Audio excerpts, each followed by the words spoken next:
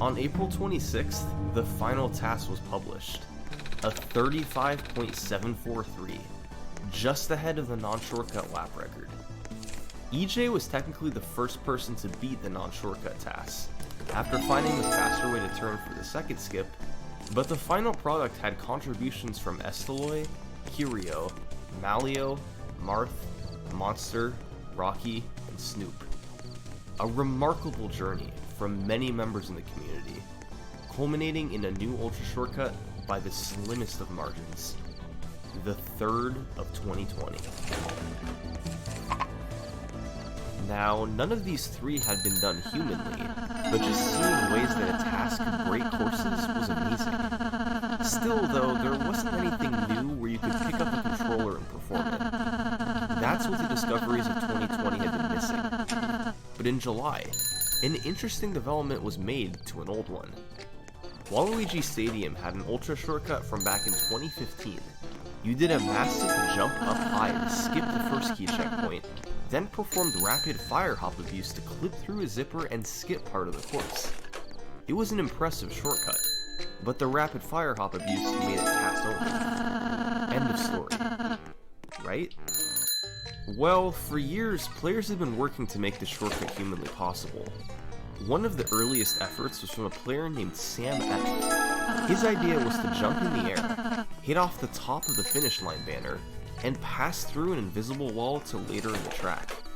This finish line banner is technically a horizontal wall, and whenever your bike contacts one, it's temporarily able to pass through all other walls. Although Sam couldn't make it to the track with his method, using the banner for the invisible wall would be explored years later. In January 2020, Justin and Benny came up with a variant of the original task method. You'd do a mini turbo for speed, reach the top of the banner, and use it to clip through the invisible wall, all without using a mushroom. Then, upon reaching the track, rather than doing the rapid fire hop abuse to clip through the zipper, you do this.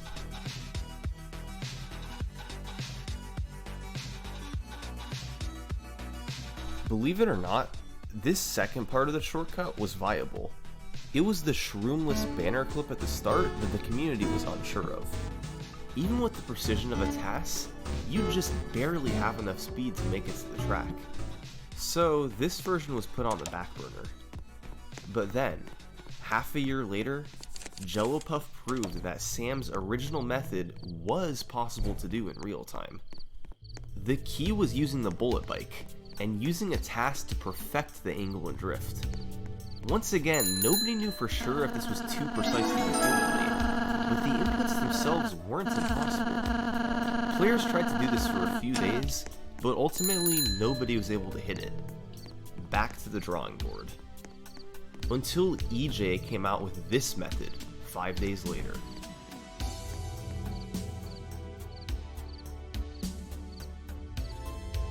It was similar to Justin and Benny's method, but had much more leeway.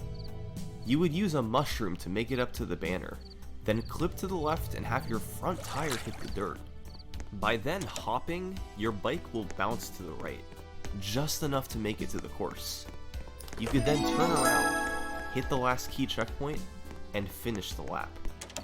Right away, people figured this would be humanly possible. The question was, who would pull it off first?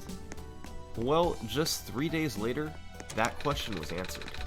The player's name was Logan, and he managed to time the hop perfectly and land out of bounds to get a 1:48 3-lap record. This was effectively the same as the task version, but he had to waste some time getting picked up rather than landing right back on the course. This record would eventually be lowered to 1:43 by not having to respawn, but there's still potential to take quite a bit of time off of it. It's possible to do this shortcut 3 times in a race, using 1 mushroom per lap. But given the difficulty of doing this just once, it's a bit of a long shot. There's also been attempts to hit Sam's original method, which would be faster, but nobody's been able to yet. If either of those 2 tricks are hit, Waluigi Stadium's record could still be crushed.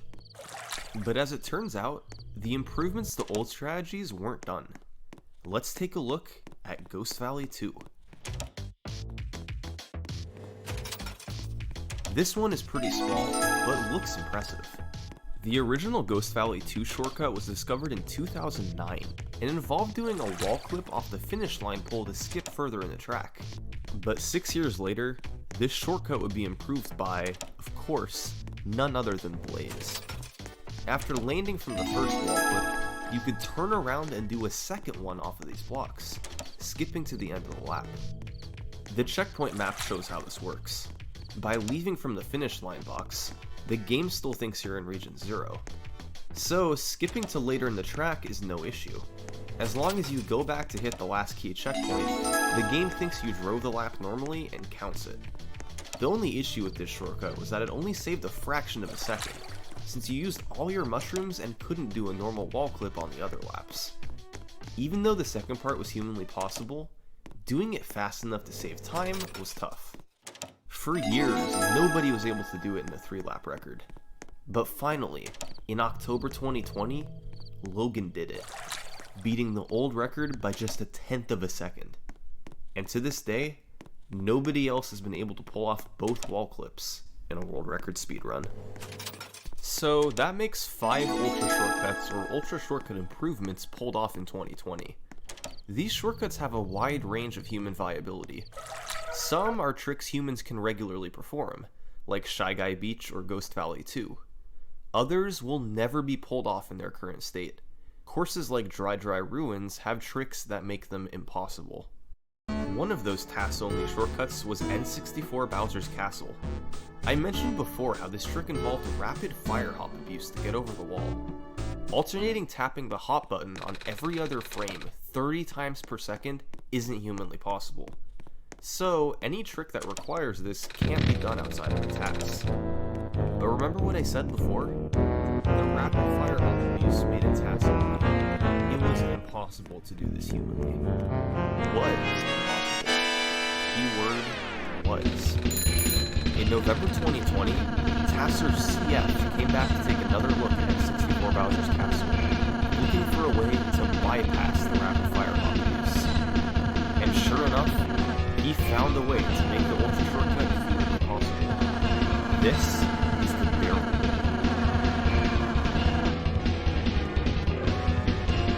This was a trick discovered the same year the game came out, back in 2008, but wasn't fully explored until many years later.